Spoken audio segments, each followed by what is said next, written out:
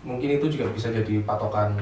Ternyata ada kasus kematian untuk gigitan viper ini kayak gitu.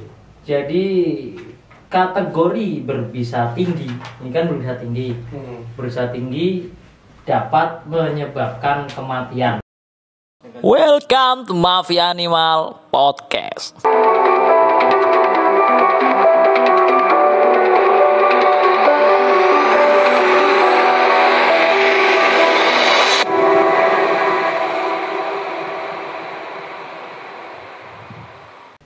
Halo sobat animal, ketemu lagi di Mafia Animal Channel.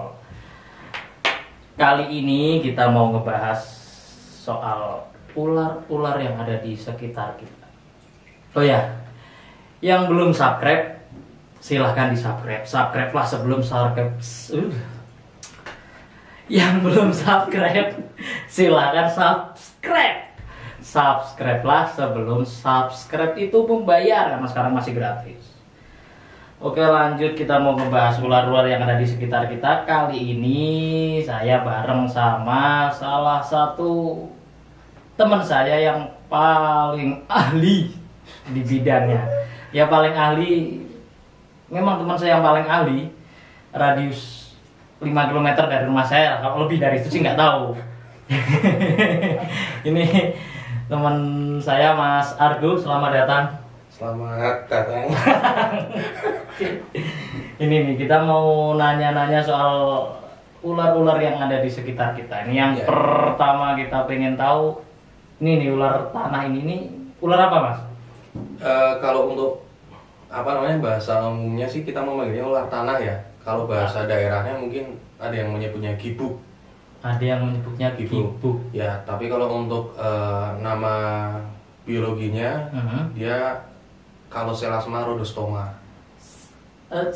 Apa? Calloselasma rhodostoma. Ya. Rhodostoma ini termasuk ular dari keluarga Viperidae. viper. Ya, viper. Apa ciri khas viper itu? Viper itu ciri khasnya sih yang paling mencolok, dia punya lubang pit ya. Lubang Di antara ini mata dan hidung. Itu ada lubang pendeteksi suhu. Itu ciri khasnya ada di situ. Bukan hidung itu, Mas? Bukan lubang hidung. Bukan lubang hidung, tapi jadi lubang hidung khusus. Ya. Itu ada sendiri. Di belakangnya itu ada pit Di belakang lubang hidung. Iya. Ya, ini tugas-tugas editor nanti ada muncul nanti gambarnya.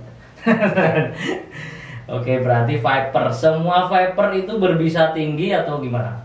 Semua viper berbisa tinggi. Biasanya dia kandungan bisanya itu hemotoksin. Bisa apa tadi? Hemotoksin. Hemotoksin ya. Apa itu hemotoksin? Jenis bisa yang menyerang darah. Menyerang darah. Dia menyebabkan pendarahan yang hebat.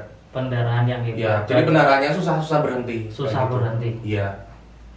Terus selain berarti itu berbisa tinggi, berarti kan termasuk bisa mematikan juga.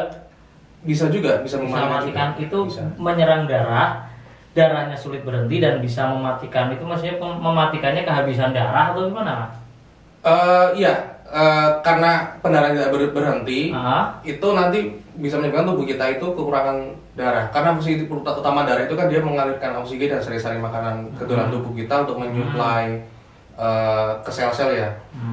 Dan yang biasanya juga kalau kita tergigit viper itu juga ada ini kerusakan jaringan juga atau namanya nekrosis. Ya, nekrosis kerusakan jaringan itu juga bisa disebabkan oleh dari golongan ini juga kayak gitu. Dari golongan viper. Yeah. Semua viper hemotoksin? Semua viper kebanyakan sih dia hemotoksin. Ada juga yang sitotoksin yang menyerang sel juga ada. Karena komposisi setiap bisa itu berbeda-beda gitu. Berarti ada berapa sebenarnya jenis bisa itu? Jenis bisa itu ada neurotoksin, dia menyerang saraf, ada juga hemotoksin, dia menyerang darah. Ada sitotoksin menyerang sel-sel tubuh, ada juga miotoksin dia ke jantung. Iya, kayak gitu. Banyak ternyata. Banyak jenisnya. Oke, yang ini hemotoksin menyerang darah. Menyerang darah. Iya. dia si korban bisa mati karena kehabisan darah, ya, ataupun terjadi nekrosis. Kalau misalnya sih seringnya sih ini ya nekrosis ya, sampai adanya amputasi kayak gitu. Oh gitu. Oh, seringnya nekrosis sampai adanya amputasi. Soalnya kalau dia si korban matinya cuman karena kehabisan darah, dihindiplas doang bisa sembuh, mungkin dijahit kayak napeso biasa dong. Gini mas, sebenarnya kalau misalnya kita hubungkan dengan kehabisan darah atau enggak itu kan ini kaitannya dengan faktor pembekuan darah ya, karena di darah kita kan juga punya faktor pembekuan darah. Itu yang salah satunya juga membantu darah itu tidak terus keluar. Ya kemungkinan besar kalau untuk bangsa viper dia menyerang ini faktor-faktor pembekuan darah itu sehingga darah sulit untuk berhenti kayak gitu. Jadi pendarahan terus seperti kasus ini ya. DBD itu kan dia seperti itu, pendarahan yang terus-menerus tidak berhenti kayak gitu. Serem juga yang udah ciri-ciri khususnya untuk ular ini. Ciri khusus untuk gibuk itu kebanyakan sih dia warnanya coklat ya, hampir sama dengan tanah dan serasah. Karena dia memang seringnya sih hidupnya di bawah serasah daun-daun kering. Gitu. Berarti nggak menutup kemungkinan dia naik ke atas juga? Bisa juga bisa, tapi jarang banget. Soalnya beberapa waktu lalu itu ada ular yang dikategorikan dia ular tanah, Daboia siamensis. Itu di India ditemukan dia menggelantung di atas pohon. Oh gitu, berarti ada mungkin kejadian khusus istilahnya ya. Mungkin dia mengejar mangsa atau seperti itu. Atau dia dikejar oleh pemangsanya yang lain mungkin. Kebanyakan sih mencari mangsa ya. Kebanyakan mencari mangsa. Kobra pun sebenarnya juga dia ada juga bisa ditemukan di atap-atap rumah sebenarnya bisa, karena itu mencari mangsa itu. Ya. Terus ini apa namanya tadi Rhodostoma. Apa? Kalau Selasma Rhodostoma. Kalau Selasma Rhodostoma atau C Rhodostoma paling gampang. Mangsa dia atau makanan dia apa? Seperti tikus ya, tikus yang mengejar tikus kayak gitu. Kebanyakan sih tikus ya. Kebanyakan tikus. Ya. Habitatnya di serasah-serasah seperti ini berarti ya ini. Di bawah-bawah daun-daun kering seperti itu. Enggak kanibal tapi dia? Enggak sih, selama ini sih laporan kanibal sih enggak ada ya. Laporan kanibal. Iya, laporan untuk sejenis ini dia makan sespesiesnya itu belum ada. Saya belum pernah dengar. Terus kasus gigitan Rhodostoma ini seberapa banyak mas? Untuk rekornya sih kemungkinan besar sih ada banyak, tapi beberapa data yang saya baca itu kemungkinan besar tidak banyak masyarakat yang tidak tahu jenis dari ular ini, jadi tidak terekor. Oh jadi gitu. Tergigit ular berbisa gitu aja, cuma nggak ngerti yang gigit apa. Yang gigit apa, tapi kemungkinan besar ini menyebabkan gigitan itu ya besar juga, karena memang kebanyakan dari kita kan masyarakatnya juga hidupnya ada yang sebagai petani, kemudian mencari buah atau beraktivitas di hutan-hutan, itu kan juga nggak menutup kemungkinan ada kasus untuk gigitan ini. Tapi kemungkinan besar untuk rekornya sendiri itu masih minim, walaupun ada yang sudah melaporkan itu sebenarnya ada. Kalau datanya berapa sih saya nggak begitu membaca dengan jelas ya. Laporan kematian dari Rhodostoma ada nggak ini laporan kematian? Kalau untuk kematian saya juga sama belum pernah mendengar juga. Yang dari Rhodostoma gitu. Dari Rhodostoma belum mendengar, tapi nanti sebenarnya teman-teman menemukan laporan itu ya mungkin itu juga bisa jadi patokan. Ternyata ada kasus kematian untuk gigitan viper ini kayak gitu. Jadi kategori berbisa tinggi, ini kan berbisa tinggi. Berbisa tinggi dapat menyebabkan kematian. Itu kan berarti belum pernah menyebabkan kematian. Gini mas, sebenarnya yang namanya berbisa tinggi itu gini ya. Kalau WHO itu dia mengkategorikan pembuatan bisa ular itu ada kategorinya, ada kategori pembuatan bisa ular di pengkategorian. Gini, WHO merekomendasikan untuk pembuatan bisa ular itu dilihat dari kategori ular itu sendiri.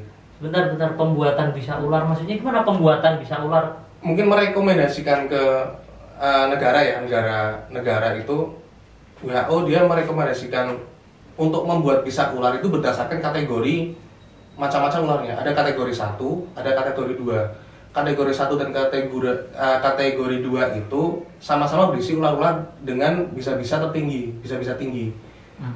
Tapi ular dengan bisa tinggi itu belum tentu masuk ke kategori 1. Kategori 1 itu kaitannya itu dengan seberapa banyak ular ini menyebabkan gigitan dan menyebabkan gejala yang cukup serius. Seperti itu. Itu ular-ular yang masuk kategori 1. Misal contohnya yang masuk kategori 1 itu ada Najas putratrik ya, kobra Jawa. Ada juga Albolabris, Temnosaurus albolabris. Kemudian ada termasuk ini juga, itu masuk kategori 1. Ya. Berarti termasuk menyebabkan dampak yang serius dan gigitannya banyak, kasus gigitannya banyak. Dan kasus gigitannya banyak. Ya, itu sehingga WHO merekomendasikan untuk dibuatkan antivenin atau antibisa. Pembuatan antibisa. Antibisa. Khusus untuk ular-ular di kategori 1 kayak gitu. Kalau selama ini kan di Indonesia untuk antibisanya itu kita cuma untuk ini ya, kategori Najas putratrik, Bungarus candidus, Bungarus fasciatus, sama kalau Selachma rhodostoma. Satunya apa ya? Itu yang sudah ada. Itu sudah ada tapi polivalen, bukan monovalen.